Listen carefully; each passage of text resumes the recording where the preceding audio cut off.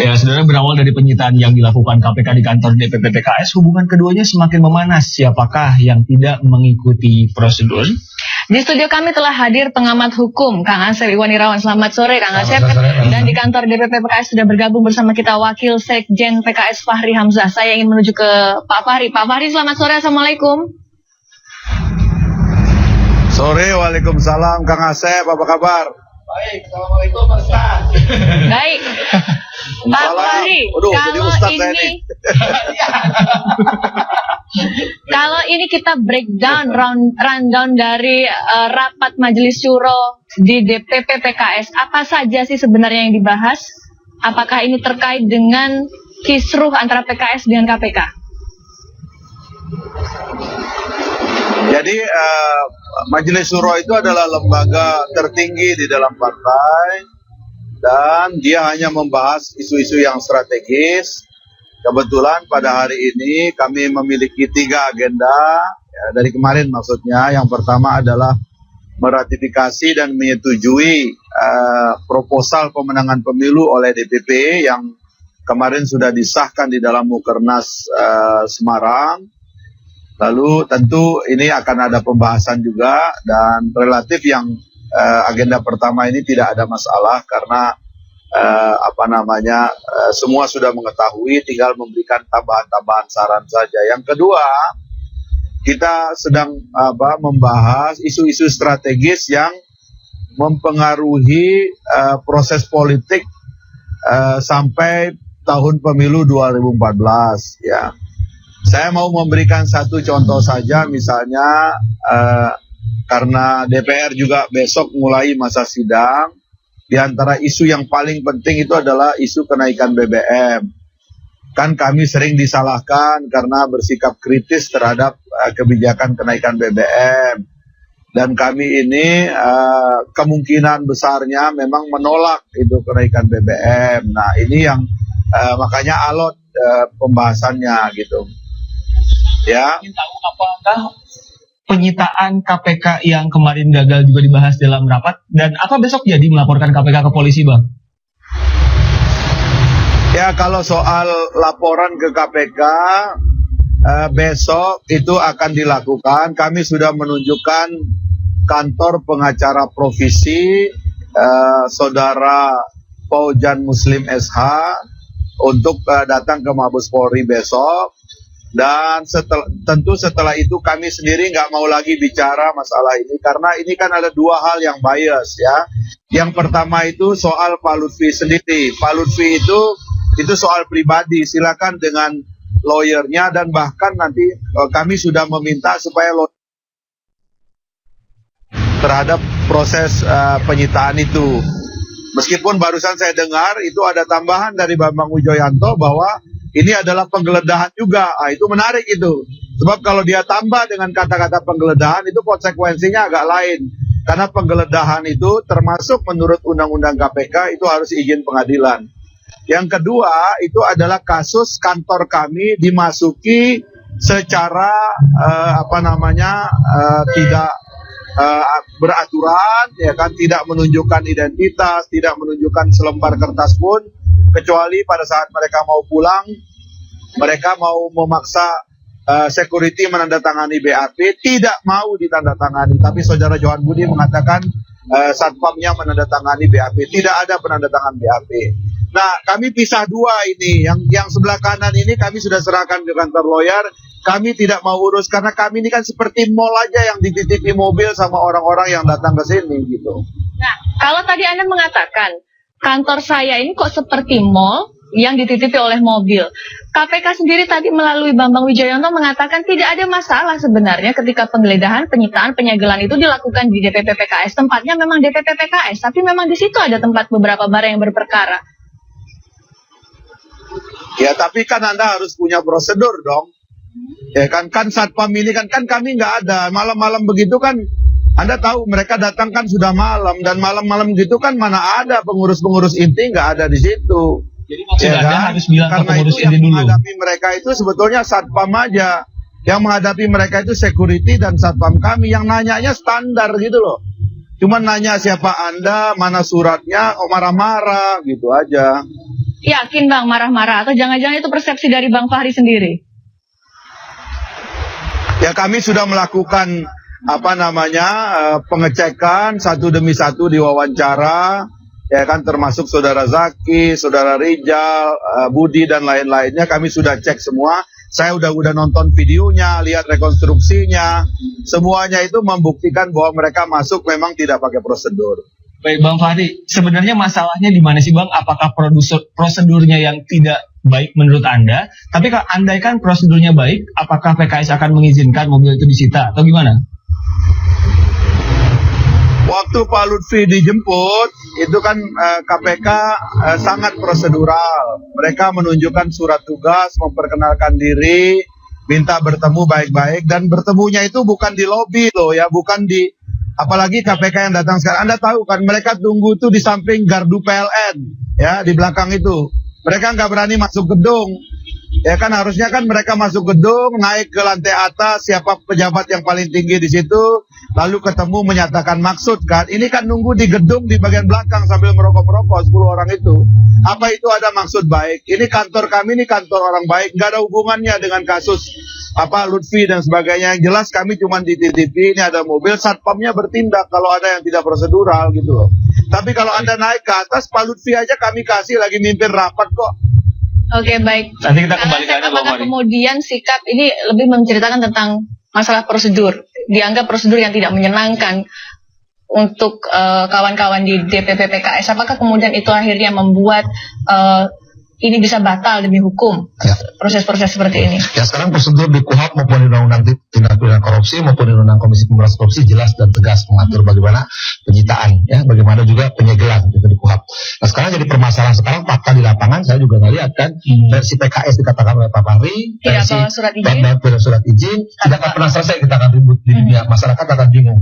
Saya pikir ya sudah, sekarang pada nggak pernah selesai. Kemarin saya sudah katakan berkali-kali, saya ke KPK. Ya, itu ada apakah surat atau tidak, ataupun jika ada tambahan, ada kelakuan dari beberapa aparat penegak hukum yang itu salah, saya pikir itu lakukan lebih bagus. Kita PKS melaporkan gitu. Baik, kalau misalnya ke kita polisi atau silakan aja, itu kan hak setiap warga negara ketika sekali lagi bahwa perbuatan penegak hukum itu dianggap melakukan tidak benar, tidak sesuai dengan prosedur, ya sudah acara ada pra peradilan atau ketebasan bukan miliknya diambil, gugatan judicial perset. Tapi sekarang karena PKS merasa bahwa itu adalah memasuki perbuatan tidak menyenangkan, kemudian juga ada perbuatan yang ada di kamera lah, kan Pak Fahri lebih tahu, ya silakanlah di polisi. Tapi berhakkah KPK mengambil mobil begitu saja? Misalnya dia punya surat dan kalau Pak Fahri bilang tadi harus ada izin dulu ke atas ke yang punya. Gimana sih aturan? Ini aturan KUHP-nya maupun jelas bahwa seorang ketika mau menyita dimanapun polisi, jaksa, hakim sama harus dilengkapi tanda pengenal, ada surat perintah, siapkan berita acara. Kalau misalnya KPK andaikan sudah ada ya itu berhak dia melakukan. Bahkan di pasal 42 KUHP dikatakan siapa yang menguasai barang yang mau disita wajib menyerahkannya.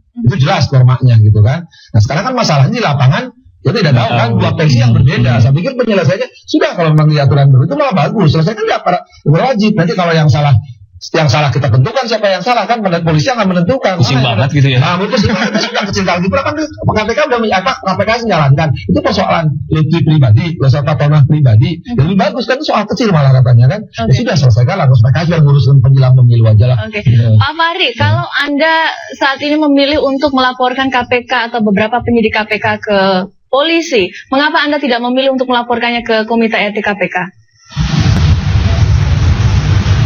Pertama, saya ingin menyetujui semua yang disampaikan oleh Kang Asep ya. Jadi sekarang kita agak sadar dan tersentak bahwa rupanya aparatur KPK juga harus taat dan tertib kepada prosedur. Selama ini kan inilah yang kita nggak berani ngomong kan. Oh karena KPK ngapain aja bolehlah gitu kan maksudnya baik memberantas korupsi. Kita itu negara tidak harus atau negara tidak bertugas memberantas korupsi, negara tidak bertugas memberantas terorisme. Tugas negara hanyalah menegakkan hukum seadil-adilnya, sebab dengan tegaknya hukum seadil-adilnya, maka seluruh masalah yang lain itu akan selesai. Tetapi yang paling sulit itu kan menegakkan hukum pada aparat hukum, sebab aparat hukum ini sering dianggap tahu hukum, pasti tahu hukum, dan pasti benar. Makanya kan di dalam negara demokrasi diperkuatlah lembaga pendamping yang namanya advokat atau lawyer itu. Nah, sementara di KPK ini kan orang diperiksa kan tidak boleh didampingi oleh lawyer selama pemeriksaan. Padahal kalau kayak di Amerika itu kita bicara Miranda Rule dan sebagainya itu kuat sekali posisi orang yang mendampingi. Supaya juga aparatnya itu jangan gampang salah gitu. Sebab kalau sering-sering salah, akhirnya kredibilitas lembaga penegak hukum diragukan, akhirnya hukumnya tidak tegak, ya semua nggak akan ada yang beres. Kalau hukum nggak tegak, ya penegak hukum nggak akan dihormati orang. Itu yang sekarang terjadi di mana-mana gitu. Kita tunggu nanti prosesnya ketika Anda nanti akan melaporkan ke polisi. Kita akan beranjak ke beberapa kabar yang beredar di luar terkait dengan benarkah mantan Presiden PKS Lutfi Hasan sudah memindahkan mobilnya dari rumah ke kantor DPP. Kemudian ini juga terkait dengan beberapa tokoh PKS lainnya. Tetap bersama kami saudara di Kompas Petang.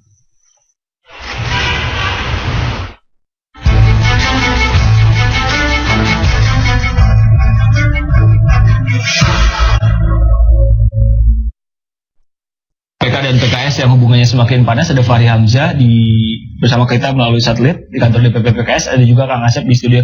Kang Asep, bukankah hukum harusnya memang memaksa ya? Kalau tadi pencemaran nama baik, perbuatan tidak menyenangkan, Ya gini, prinsip sita itu kan, ini pengertian sita itu di KUHP tuh ya, tindakan penyidik ya, untuk mengambil barang itu, untuk jadikan barang bukti, mengambil dalam kekuasaannya, pasti paksa. Relevan nggak tadi yang di? Sebenarnya sudah Pak sisakan aja bahwa nanti dalam, misalkan kita kan nggak tahu di lapangan kan, nah ketika ada SOP-nya bahwa penyidik itu harus melakukan, misalnya memberitahukan, mengenalkan, perintah, nah, tapi menurut Pak Fahri bisa di lapangan tidak dilakukan, ya silakan aja kalau itu dianggap perbuatan tidak menyenangkan. Tapi sekali lagi perlu dicatat, dan sita itu penyitaan itu apa supaya paksa gitu kan, dan tidak menyenangkan. Ya pasti tidak menyenangkan gitu kan. Dan tidak ada namanya prosedur bahwa kenapa kok harus malam, kenapa kok harus enggak, kalau sitaan setiap saat, karena ini sitaan itu alasannya karena perlu dan mendesak gitu kan, takutnya dialihkan filosofis dari pensitaan ya. Ada sangka yang beralasan karena barangnya takut dialih tangankan atau dipindah tangankan, karena itu bahasa kuat perlu dan mendesak. Jadi nggak perlu suwon dulu, nggak perlu mikirin malam pagi, nggak perlu naik kalau ada surat izinnya ya. Ada yang penting mah tadi di KUHP itu diatur, ya ada surat tanda pengenal, ada surat perintah, siapkan berita acara dan memberitahukan saya akan menyita. Itu yang prinsipnya. Oke. Pak Fahri, kami mendapatkan sejumlah informasi dari beberapa berita yang ada di luar. Betulkah saat ini Lutfi Hasan diduga memang sudah mengalihkan beberapa asetnya atau mengalih-namakan? Saya nggak mau urus itu, Mbak. Itu bukan urusan saya, itu urusan pribadi dia. Ya, partai tidak membahas soal dia. Biarlah setiap warga negara berhadapan dengan hukum secara baik sendiri-sendiri, ya kan? Karena di depan Tuhan juga kan nanti kita sendiri-sendiri, nggak pakai pendamping. Jadi biar aja, biar sendiri-sendiri aja itu dihadapi, dan jangan Anda tarik-tarik PKS ke situ. Kami hanya jaga supaya jangan ke rumah tangga kami itu ada orang yang masuk seenaknya aja. Kalau masuk rumah saya pasti saya sudah tinju orang kayak begitu ya. Tapi ini untung satpamnya masih sopan-sopan di sini. Baik, Bang Fahri nggak takut nih ya, citra PKS penegak hukum ini, Mbak ya, penegak hukum menjalankan tugasnya harus pakai identitas. Sebab kalau enggak nanti jadi KPK bodrek, ya kan, KPK gadungan, yang kalau Anda search di Google itu KPK gadungan itu kasusnya udah ribuan, Anda baca aja. Itu mulai dari Sorong, mulai dari di Papua sana sampai ke Aceh, itu KPK gadungan tuh merajalela. Oke, Pak Fahri, ini bukan kata saya, itu kata Google Search. Oke. Jadi kita tidak berguru pada Google, Pak. Kita berguru pada fakta. Pak, saya ingin bertanya kepada Anda, apa kemudian dampak Google dari kasus korupsi kepada PKS ini, Pak? Kompas TV juga direkam oleh Google tuh. Oke, ya Pak. Apa Pak dampak kasus korupsi ini kepada PKS, Pak? Sejauh ini? Insya Allah, karena setiap orang bertanggung jawab sendiri terhadap masalahnya, maka PKS di dalam Majelis Syuro tidak membahas masalah pribadi orang. Kami membahas masalah pemenangan pemilu kita ke depan, dan insya Allah kita tetap optimis ya. Meskipun kita juga menyiapkan contingency plan, karena ada saja dalam politik yang disebut dengan konspirasi dan pertarungan politik ya. Kami juga siap dengan itu. Kader-kader kami juga disiapkan untuk menghadapi konspirasi dan perang politik. Konspirasinya kepada siapa, Pak? Ya, siapa yang ditunjuk? Tentu konspirasi itu kompleks ya isunya ya. dan tidak bisa dibuka. Kadang-kadang itu hanya menjadi pemahaman kita. Tetapi kalau ada orang yang percaya bahwa dalam politik tidak ada konspirasi, bahwa dalam politik tidak ada upaya untuk saling menjatuhkan, maka orang itu lebih baik dimasukkan ke dalam ruang hampa saja, karena dia nggak ngerti persoalan. Tapi begini Pak Fahri, kalau setiap ada pemberantasan kasus korupsi yang melibatkan partai politik, kemudian partai politik itu mengatakan ini konspirasi, kapan negara ini bisa selesai Pak dari kasus korupsi? Kami, kasus Pak Lutfi ini adalah kasus pertama yang ditimpakan kepada PKS. Ada beberapa, 1-2 yang pernah, tetapi alhamdulillah bebas murni, ya. Jadi kami tidak pernah mengalami kasus seperti ini. Dan kami kooperatif sampai kemarin sebelum ada penyusup masuk ke kantor DPP, tidak pernah ada satu gejala pun PKS tidak kooperatif, ya. Yang menuduh PKS secara terbuka tidak kooperatif itulah yang akan kita lawan. KPK menegakkan hukum dengan opini publik, kami juga akan melawan dengan opini publik, meskipun substansi hukumnya juga akan kami hadapi dengan masalah hukum, begitu. Baik, gimana Mas Asep kalau Opini misalnya publik. tadi penyusup, opini publik dan lain-lain?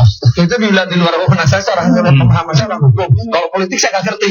Sekali lagi kalau sekarang hukum selalu sesuai dengan aturan hukum. Dan sekarang benar apa ketika misalkan masalah-masalah hukum ini telah dibuktikan nanti di pengadilan dengan alat bukti. Si Pak Fahri punya bukti, KPK punya bukti, dan diadu di pengadilan. Hakim yang menilai gitu kan. Itu soal persepsi, soal opini di luar kemampuan pengetahuan saya nggak ngerti soal politik, ya. Gitu. Tapi soal hukum selesaikan cara hukum itu aja. Jadi simpel aja sebetulnya. Simpel, Kalau misalnya bukti lawan bukti. ketika penyitaan ini masalah hukum, selesaikan cara hukum. Tapi kalau di luar hukum tadi istilah konspirasi atau opini, saya nggak ngerti di luar kemampuan saya itu. Bang Fahri, kalau kita bicara masalah pemenangan pemilu berkaitan dengan citra, Anda nggak takut karena opini yang berkembang sekarang adalah PKS seperti menghalang-halangi upaya penyidikan KPK. Tanggapannya gimana? Ini lagi siaran langsung kayak begini, kalau ada KPK datang bawa surat, saya yang akan menyerahkan mobil itu kepada mereka. Jadi jangan ngomong di luar menghalang-halangi. Itu semua adalah pencemaran nama baik kepada lembaga PKS yang kami akan lawan. Tidak ada menghalangi. Datang sekarang Anda siaran langsung, saya akan kasih mobil itu sekarang juga. Tidak ada kekerasan, tidak. Ini kantor orang baik. Ini orang hari Senin itu orang lagi buka puasa bersama segala macam. Jadi jangan mempersepsikan kantor kami ini seperti kantor penampung barang-barang liar. Anda ngawur itu KPK kalau bertindak seperti itu. Itu yang kami lawan. Mohon maaf aja. Terpaksa kami melawan kalau Anda begitu caranya. Clear. Sekarang dalam rapat, apakah dibahas masalah korupsi yang diduga tersandung PKS ini dalam pemenangan pemilu misalnya? Apakah ada masalah Pak Lutfi Hasan Ishak atau masalah yang lainnya terkait korupsi dengan citra PKS? Sekali lagi soal pribadi Pak Lutfi itu dibahas oleh lawyernya. Soal implikasi pengaruh pencitraan sebetulnya sudah masuk ke dalam proposal kami di Semarang, yaitu proposal pengelolaan opini pasca peristiwa Pak Lutfi itu sudah diajukan dan sudah disepakati, dan insya Allah programnya itu sedang berjalan memang. Dan kami siap menghadapi naik turun opini seperti ini. Oke, saya sebenarnya tertarik ketika Anda tadi mengatakan ini ada bagian dari konspirasi sebuah politik menuju pemilu 2014. Siapa pihak yang paling menginginkan ini? Dan siapa yang paling punya kuasa untuk menyetir KPK? Jadi kalau Anda mau tahu lebih detail nanti kritik saya kepada pemberantasan korupsi di Indonesia, saya sudah menulis buku tentang itu, juga dijual di Gramedia. Saya dengar tinggal 3.000 dari 5.000 yang saya cetak. Saya akan cetak lagi, tetapi kami punya pandangan yang substansial tentang penegakan hukum dan pemberantasan korupsi.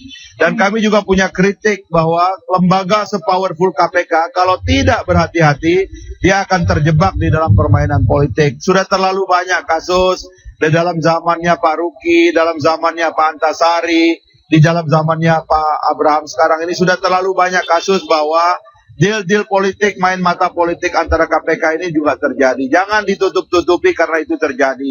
Antasari terlibat pembunuhan, ada jejak buaya, Chandra. Daripada kita kemudian beropini liar seperti ini, kami ingin mendengar Pak Fahri langsung menunjuk hidungnya, begitu loh Pak. Jadi kita tidak membuat masyarakat beropini terus. Gak sebut aja, gak tunjuk hidung aja Pak, biar gak beropini dan semakin liar. Mohon maaf tidak jelas, tetapi kalau Anda maksud kami dilarang beropini, Oh, tolong silakan, KPK silakan. juga Tapi kami berhenti. tidak ingin kemudian ini menjadi liar. Kami ingin tahu Anda langsung menunjuk sebenarnya siapa yang bisa mengendalikan konspirasi politik ini. Kalau Anda mengajukan pertanyaan seperti itu teoritik itu banyak sekali yang bisa ditunjukkan, tapi kan tidak cukup tempat ini. Sekarang cukup KPK membatasi diri juga. Jangan menyerang kelembagaan PKS dengan mengatakan PKS menghalang-halangi penyitaan. Itu saja, ya kan? Kalau Anda punya maksud tidak baik kepada kami, masa saya harus mengatakan maksud Anda baik? Padahal kenyataannya maksud Anda itu tidak baik. Cara-cara Anda tidak baik. Baik Pak Fahri, sedikit saja. Tapi mobil-mobil yang ada di kantor PKS itu memang milik Pak Lutfi Hasan Ishak? Pak Fahri? Apakah mobil-mobil yang ada di PKS itu benar milik Pak Lutfi Hasan Ishak? Mas, sekali lagi saya bilang, itu di sini banyak mobil karena banyak kader yang menitipkan mobilnya. Mereka Jadi yang saya tinggal juga di boleh Bandung, dong, Pak, misalnya di mobil naik kendaraan umum ke Bandung, ditinggalkan ke sini. Jadi urusan mobil ini bukan urusan PKS, ini kayak mall. Kalau Anda tanya yang parkir di mall Anda siapa, itu misalnya Anda tanya itu Podomoro atau Tan Kiang yang punya mall-mall di Jakarta nih, dia nggak tahu itu mobil siapa yang diparkir di mallnya. Sama dengan PKS, ya mana tahu saya siapa yang parkir mobil di sini, Mas. Partai kami ini ngurus negara, kok disuruh ngurus mobil parkir, tuh heran saya. Karena Pak Ahmad Zaki, saksi KPK sempat mengatakan bahwa itu adalah mobil Pak Lutfi Hasan Ishak. Urusan dia, selesaikan dengan dia dong. Kenapa dihubung-hubungkan dengan Baik. PKS? Oke, Ya kan, baik. saya urusan parkir dia mobil di PKS selesaikan dulu, Pak. dong dengan dia. Baik, terima kasih Terima Pak kasih Pak Fahri Fahri Hamzah. Hamzah. Jangan bergabung bersama dihubung-hubungkan kami. dengan PKS dong. Baik, terima kasih Pak Halo. Fahri Hamzah. Kita tunggu langkah hukum PKS yang ingin mempersoalkan KPK. Terima kasih Pak. Silakan, itu lawyernya kan sudah berhubungan dengan Siap, KPK Pak. rutin. Ngapain sih Iya, datang-datang ke PKS? Baik. Minta Terima lawyernya kasih. aja. Assalamualaikum warahmatullahi wabarakatuh. Terima kasih Kang Asep telah bergabung bersama kami. Durasinya habis, nanti kita ngobrol-ngobrol lagi. Dan selanjutnya saudara Anda masih khawatir dengan masalah IKTP yang diklaim pemerintah tidak boleh difotokopi lebih dari sekali, jangan khawatir. Kita Kami punya tipsnya dan Kompas Petang segera kembali. Terima kasih Kang Asep.